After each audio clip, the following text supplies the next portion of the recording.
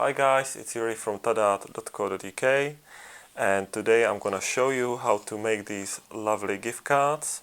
The main subject of this gift card will be a butterfly, and we will use geometrical shapes to stylize it, to simplify it. We will also take inspiration from art movement called Pointillism, also known as Neo-impressionism, and mostly we will be working with colored pencils. Okay, very quickly, we will need HB graphite pencil, A4 sheet of paper, the usual type that you put into a printer, then broad range of color pencils. It doesn't matter what type, just whatever colored pencils you have at home.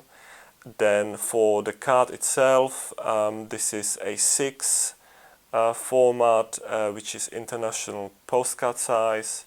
Ideally, if it's a little bit thicker, if it's a thicker paper, that's better. And I'm using these pastel colors, which I think will look great. But again, don't worry too much. Use any paper you have at home. It can be white. For the butterfly itself, we use format A7, or this is actually a little bit smaller than A7. It'd be great if you can contrast with your postcard.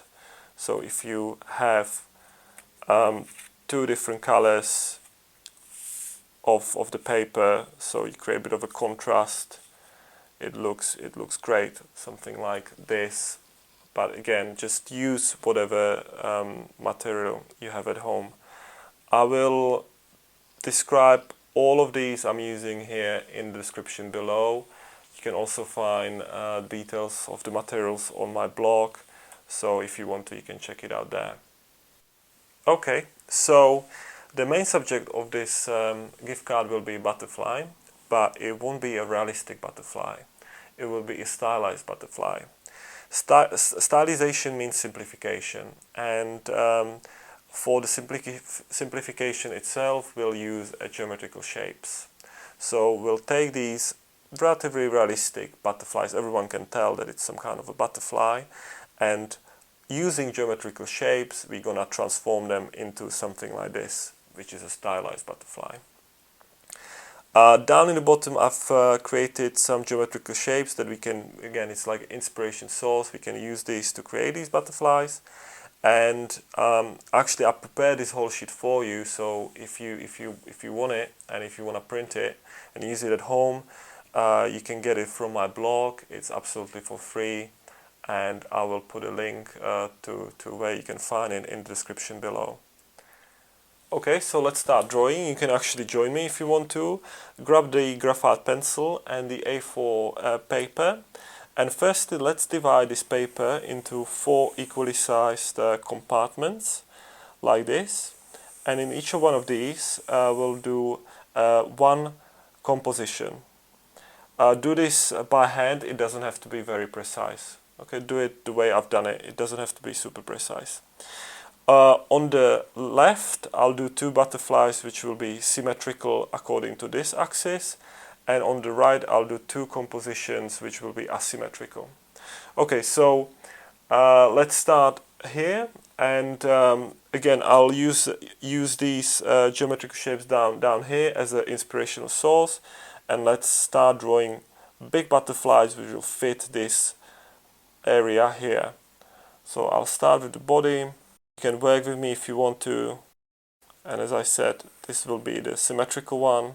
This is just a sketch, so it doesn't have to be super precise. So that's the first one. Then let's do the asymmetrical one. That means that one side will be completely different to the other.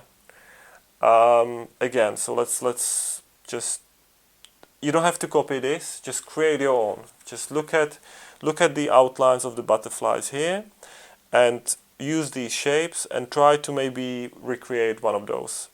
Again, I'm using this as an inspiration, and you can see how different I made it, very, very different to the real one. So don't be afraid to improvise, don't be afraid to have courage to to make it completely different. And also have courage to make it different to what you see in the video as well. Make your own, design your own. There's 1,000,001 way how you can approach this, and there's no right or wrong answer. So that would be the asymmetrical. Let's do one more. I'll do like a symmetrical one down here. I'm gonna do it quite monumental. This is great exercise that you can actually do with children at home.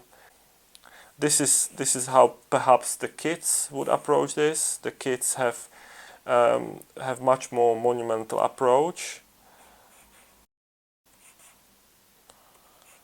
Okay, so there's one there, and one more asymmetrical I'll do over here.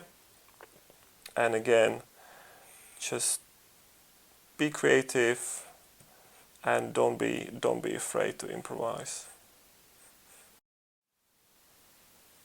Okay, so you should have 4 compositions in front of you if you were drawing with me.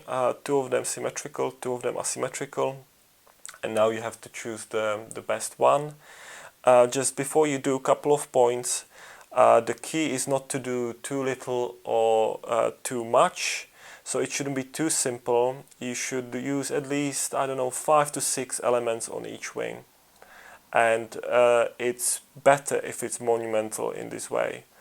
Also be very, very careful using patterns like these. If you do, make sure it's relatively, again, monumental. Yeah, there shouldn't be too much detail. It's the hardest thing to actually find a perfect balance. Okay, so now you have to choose the best one that you will use for the final drawing. For me, it's gonna be quite a hard choice, but I like to use the asymmetry, and it doesn't necessarily, for me, it doesn't necessarily have to look like a butterfly. So I'm thinking of using this one, and I'll in my final piece I play with the way how these elements overlap. So I'm gonna modify it in the end a little bit, I think. So these are just the sketches, they're just the inspiration for you. The final drawing doesn't have to look like what you see there, but it should resemble it. Okay, so I've chosen this butterfly. Now notice here that when you be transforming this onto the A7 format, make sure it's right at the center and it's filling up the space nicely. So the space is nicely filled in, and it's right at the center. I've done a mistake here actually in my composition. It's far to the left. It should be a little bit more central. It should be a little bit to the right.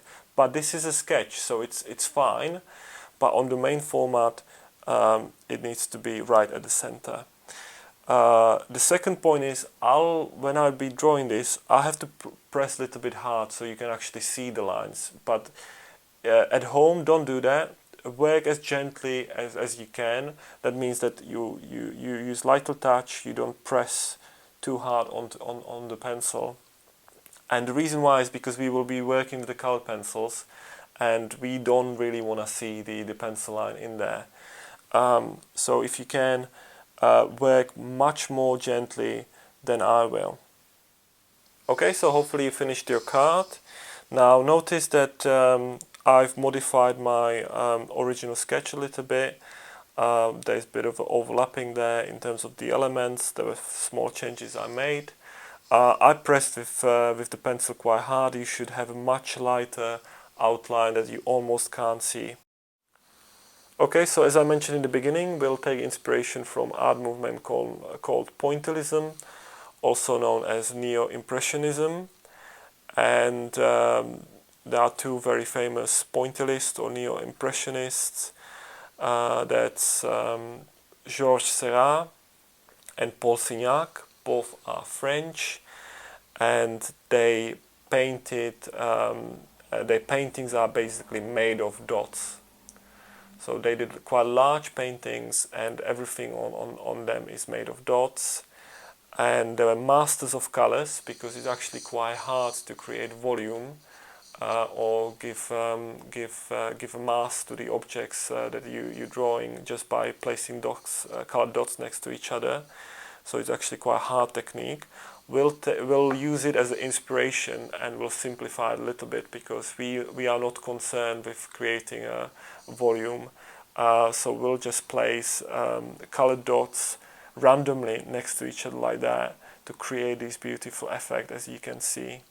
Okay, so we'll start with making little dots. Use random colors as you see fit. Pick the area where we're gonna fill it. Start just with the first one. Again, you have to find a bit of a balance there. So I'm gonna do definitely this area, and I'm gonna decide which other areas I'm gonna do just with dots.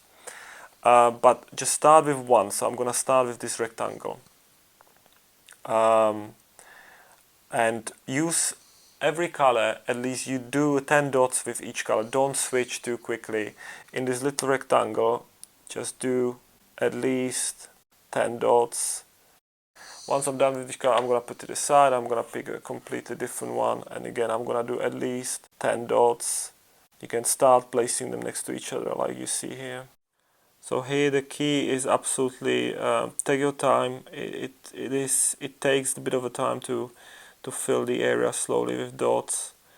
So the precision is absolutely key, and you don't want to see any paper coming through in this little rectangle.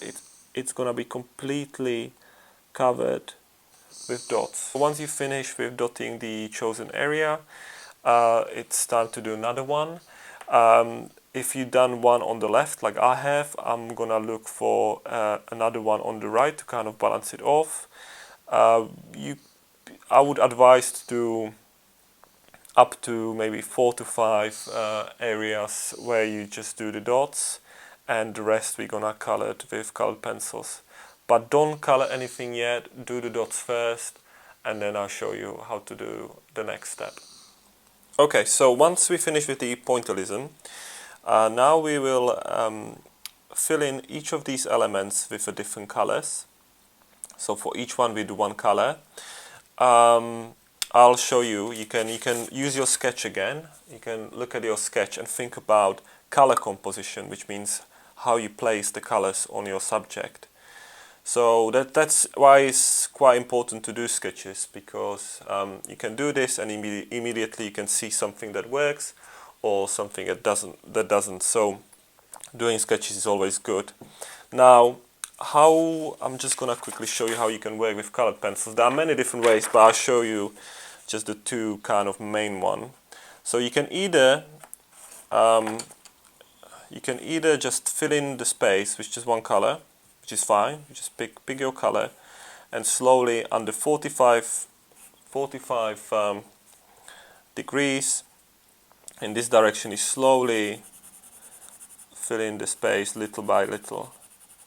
The key is there should be no paper coming through, so we should be seeing no paper coming through. So you really have to be very, very precise and take your time. That's the absolute key. Around the edges you can change direction, that's fine, and slowly like that you fill in all that empty space like this. So that's one way.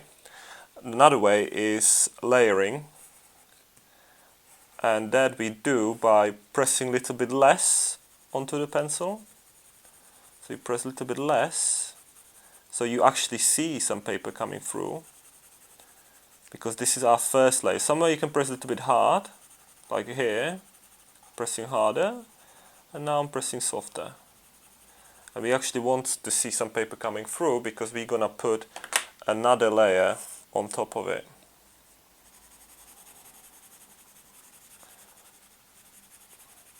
So we take another color like this, filling all the white spots, and take another one.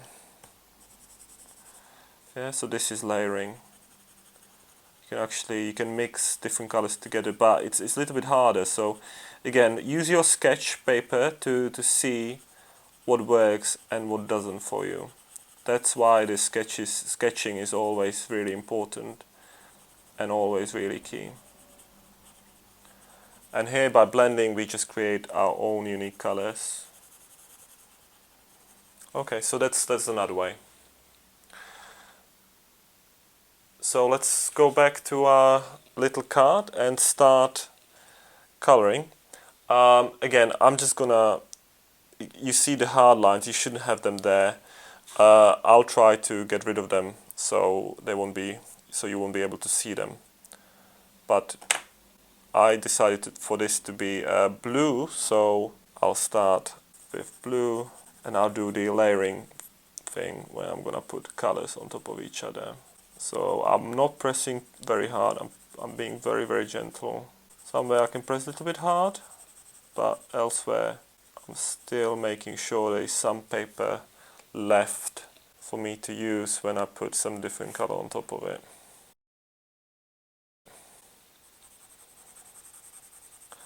If it's the first time you're doing this, perhaps it's good to just mix maximum 3 colors, because it takes a bit of a time to learn this technique. It's nothing difficult, but if you've never done it before, just start with, yeah, it should be enough to mix 3 colors together. Notice that I started with the darkest ones, the darker shades, and my last layer is gonna be much lighter, which kind of unifies it all. Okay, so once you finish this element, the one element with one color, then move to another one. Notice that that there's no paper coming through, no hard edges, no kind of framing around it. So that's always quite key to keep in mind. Also, it's perhaps a little bit better to work from the left towards the right, because you could smudge the what you've already colored there if you have a heavy hand, and you know it's touching the paper when you're coloring. But this should be fine, because actually, if you hold the pencil right, you should be able to reach it. Your hand should be outside of the paper, so that should be okay. Okay, so you finished coloring, which is great. Now the last part is to glue your little card onto A6 format. Now I've got similar colors here. That is one option, but I would advise to get some different color, something like this. I think would look much better. And then all you have to do is just glue it right to the middle, and then you're finished. Or if you have if you have craft punches, you can glue the card a little bit to your left or to your right, and then make some nice holes from a side. I mean, kids absolutely love those. They look great on the cards, but it's unlikely you might have one at home. So don't worry about that. All you have to do is just take your card and glue it right in the middle, make it very sensual, and then it's ready to go, and you can give it to someone that will definitely appreciate it. So this is the end. Thank you guys for watching, and I look forward to some other time when we create art together again. If you like this video, please give it a thumbs up. If you find it interesting, feel free to share it. Please also consider subscribing to our Tada channel, and don't forget to hit that bell icon to get notifications on future videos.